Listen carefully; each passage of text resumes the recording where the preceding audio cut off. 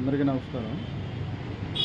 మన నర్సాపురం పట్టణంలో ఎలక్ట్రికల్ సామాన్లకు సంబంధించినటువంటి ఒక 3 షాపులలో, అదేవిధంగా ఎలక్ట్రానిక్ షాప్లో ఒక చోట, మొత్తం 4 చోట్ల ఈ షట్టర్ లిఫ్టింగ్ చేసి దొంగతనం చేయడం జరిగిందనమాట.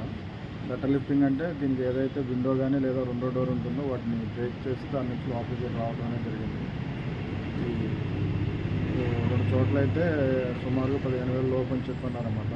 ఇంకో షాప్లో మాత్రం అయితే 1 lakh above క్యాష్ పోయిందన్నారు. ఇక్కడ 20,000 to 30,000 పోయింది వచ్చి చెప్తున్నారు.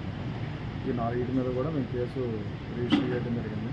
క్లూస్ టీమ్ని కూడా పిలిపిస్తున్నాం. వాళ్ళు వచ్చిన తర్వాత ప్లస్ రిమైనింగ్ ఇక్కడ ఉన్నటువంటి సీసీ కెమెరాలు ఇవన్నీ కూడా మేము చెక్ చేస్తున్నాం. వాటిని అనాలిసిస్ చేసి దాని ప్రకారం దర్యాప్తు చేసి నిర్ణయం పెట్టుకొని వీళ్ళకి న్యాయం చేస్తాం. సార్, ఇలా వరుస దొంగతనాలు జరుగుతున్నాయి, దానికి ఏ రకమైన చర్యలు తీసుకుంటారు? మన దగ్గర ఇదేనండి దొంగతనం. నిన్న రాత్రి జరగట్లేదు. వీళ్ళు లోకల్లో ఉంటారండి, ఎక్కడ బయట నుంచి వచ్చారండి? లేదండి, బయట నుంచి వచ్చారు.